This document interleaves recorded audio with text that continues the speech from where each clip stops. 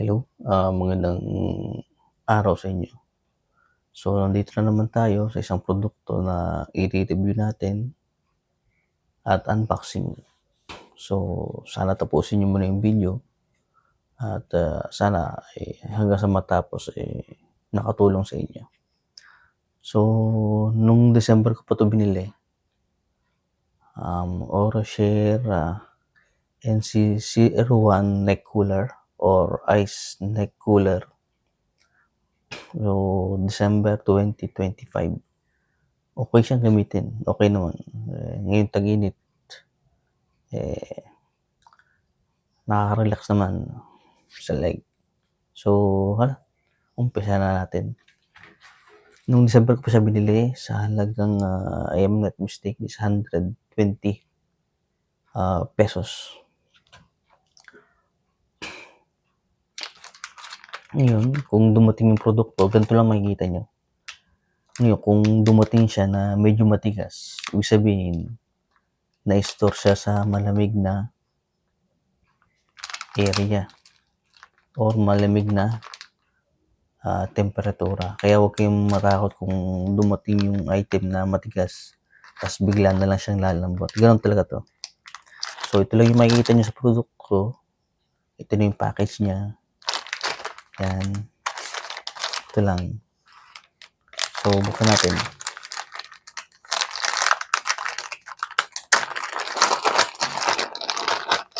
Yung kanyang item o yung product.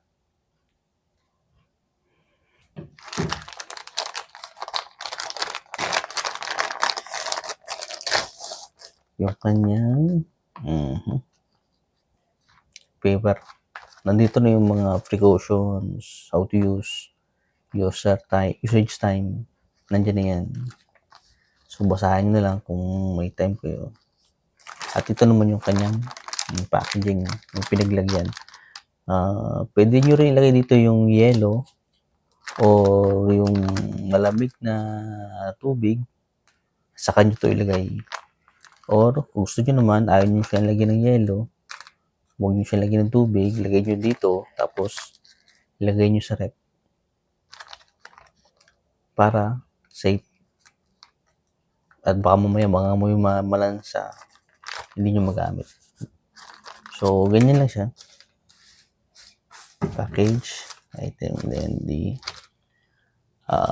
product for the ice neck cooler or share. So, itabi na muna natin to. Dito tayo sa ano. So, sa ngayon, sasabihin ko lang muna sa inyo yung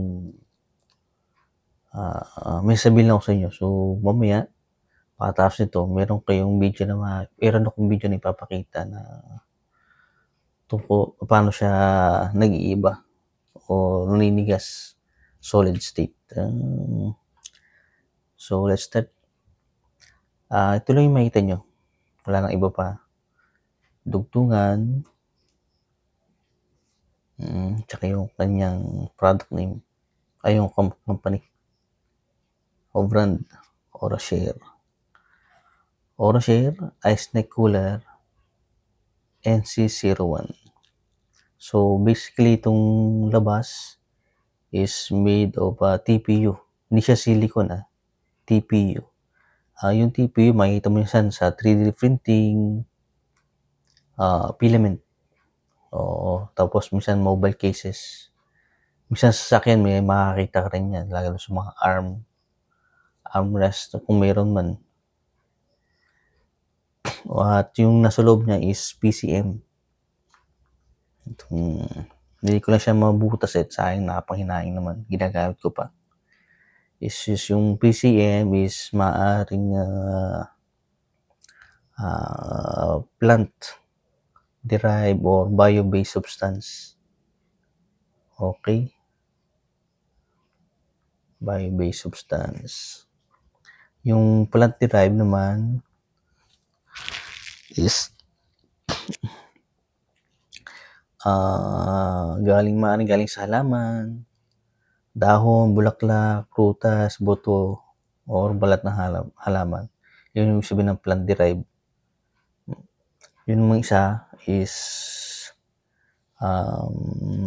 bio-based substance, mga forestry materials, kahoy, balat ng halaman, medicinal leaves, at yung iba naman minsan sa animal or marine materials. Kung ano man yung PCM na nilagay nila dito, yun ang hindi na din detalye ni Orashir. Yung palang TPU is thermoplastic polyurethane.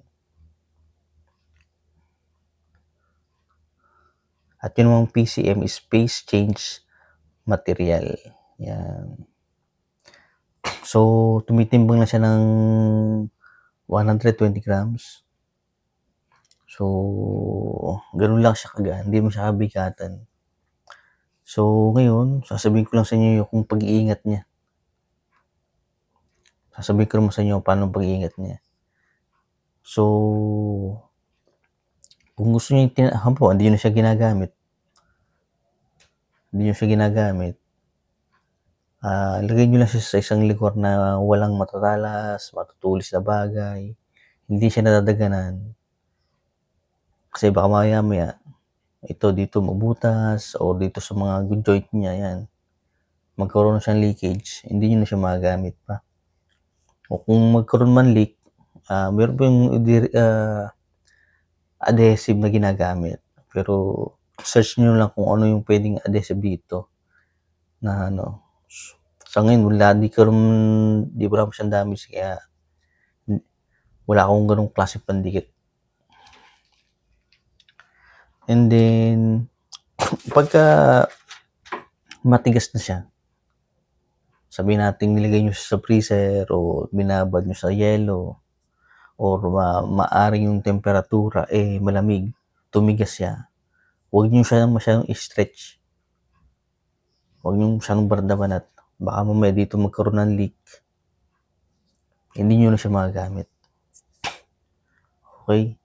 Tapos, iwas dyan sa mga aso, pusa. Baka maya kalmutin, mabutas, sayang. At kung meron naman kayong mga anak, iwasan nyo na baka ngat-ngatin siya. So, mahirap na. Baka malunok pa. Although sabi nila, yung PCM naman is safety. Safe naman siya. Pero maganda na rin yung pag-iingat. Huwag na ng bata. Tapos, pagka matigas, baka mamaya may pupukol sa ulo ng kasama nyo. Ingat-ingat na lang.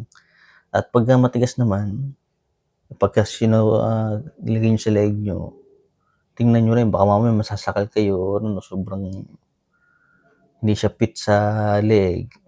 Huwag nyo nang gamitin. At kung ilagay nyo naman sa rep, sobrang tigas, basahin nyo muna. Basahin. Oo. Yun. Basahin nyo muna bago nyo gamitin. Ang kinagandahan dito, pag tumitigas, pansin ko, hindi siya nagmo-moist. Pag nilagay ko lang siya sa yelo, ewan ko lang pag nilagay nyo sa freezer, madali siyang tumigas. Kahit nga iwan mo lang dyan, pagdating December, makikita mo, magbabago na lang siya. Hindi mo na kailangang ilagay sa rep. Or hindi mo na kailangang sa yelo, ibabad sa iyo o malamig na tubig. Kusa na lang siya na tumitigas. So, ano po ba? And then,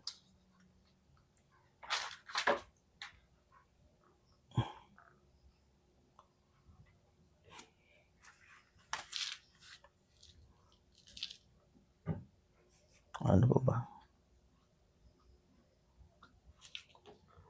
At kung di naman kayo komportable sa paggamit, huwag nyo ituloy. Huwag nyo ituloy.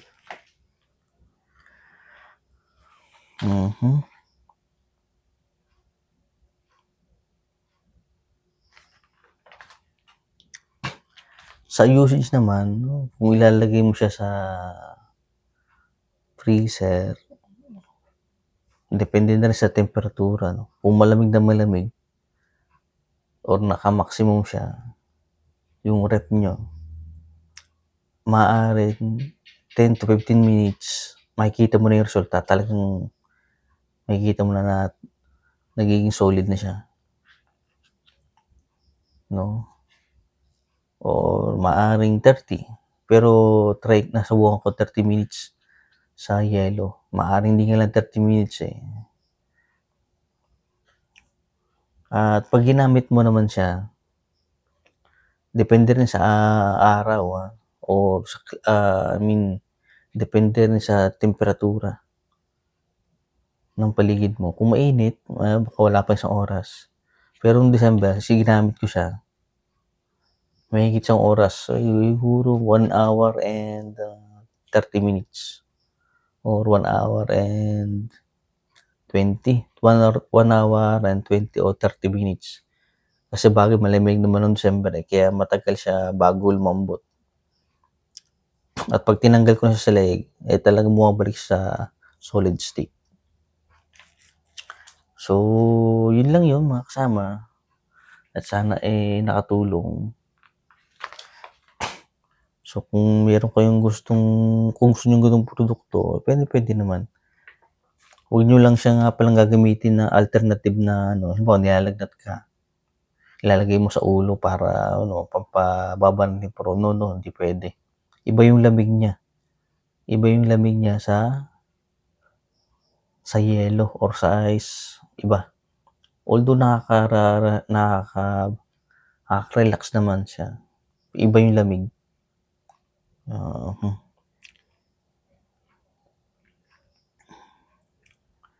Try it. Mura lang naman siya, 120. Tama-tama to sa summer. So, pasensya na ngayon ko lang na-i-upload. At ngayon ko lang nagawa ng review. At busy sa trabaho. At alam mo na, busy rin sa pamilya. So, ngayon, susunod na video, ipapakita ko siya. Anong nangyayari pagka binabad mo sa yelo. So, sana tapusin nyo.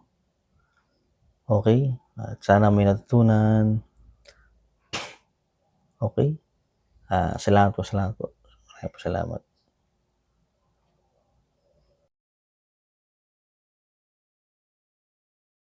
Anong mangyayari sa kanya pag nilagay natin sa yelo.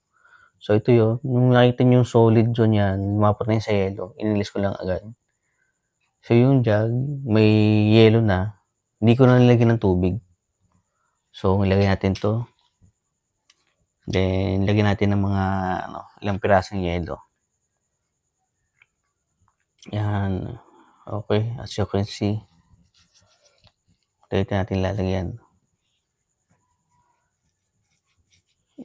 And then, pag nilagay natin yung yelo, cover natin. Ano po yung cover. Okay. Yan, nakita nyo. Wala siyang tubig. Puro yelo lang nilagay ko. Then, orasan natin. Kunin ko yung relo. Habang kinukuha yung relo, pag madumi na yung inyong ice neck cooler, pirasong tela, tapos dishwashing liquid, punas-punasan nyo na lang. Huwag lang magaspang para may iwasan madamage yung material. Okay. Set natin sa 8 o'clock. Yan. 8 o'clock. Then, after yan, 30 minutes siguro. Set up na sa 30 minutes. 30 minutes and that's it. 30 minutes na, set mas 30 minutes. Then, balikan natin. Ayan, 30 minutes na. In-edit ko na lang. Po 30 minutes po. Maaaring hindi nga lang 30 minutes. Maaaring 15 or 20. Depende sa temperatura. So, ngayon, sinakto ko lang 30 minutes. Buksan natin siya. Okay. Lagyan mo natin dito relo. Yan. Open natin. Yan o. Huwag natin asin yelo. Iunin na lang natin tong ice neck cooler.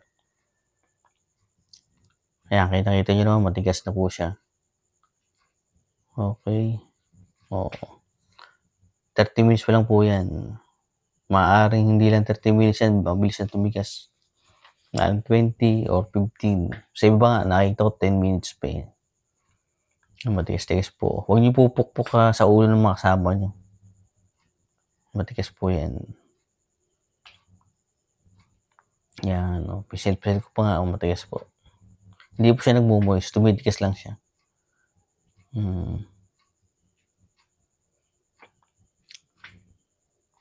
Okey, kitang-kita niyo naman.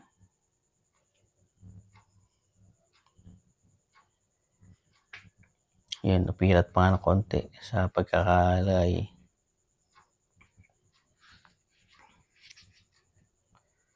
So, pagka tumigas po siya,